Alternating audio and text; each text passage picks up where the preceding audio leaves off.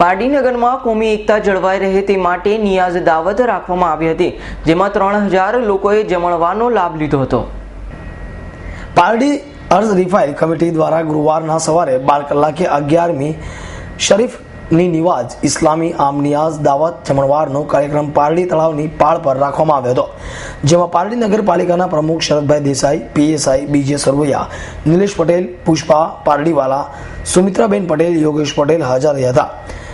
રિફાઇલ committee પારડીના Bababhai Maniyar, Iqbal Malek, Ibrahim Maniyar તેમજ પારડી નગરપાલિકાના સભ્ય રોનક મોદી, રતનબેન પટેલ, અમિત રાણા વગેરેઓ પણ દાવતનો લાભ લીધો હતો અને આ કાર્યક્રમમાં હિન્દુ મુસ્લિમ કોમી એકતાનું ઉદાહરણ પૂરું પાડ્યું હતું. આ ઉપરાંત શુક્રવારના રોજ વડોદરાના પીર સૈયદ નૈયર બાવાની હાજરીમાં શતીબે રિયાફ જલસો રાખવામાં આવ્યો હતો, જેવું ઇકબાલ મલેકે જણાવ્યું હતું.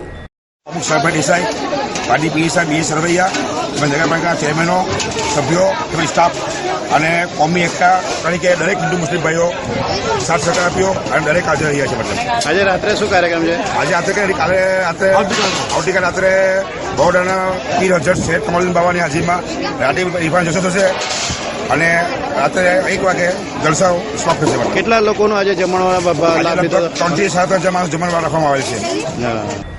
અમૃત પટેલ, S9 ન્યૂઝ, પારડી.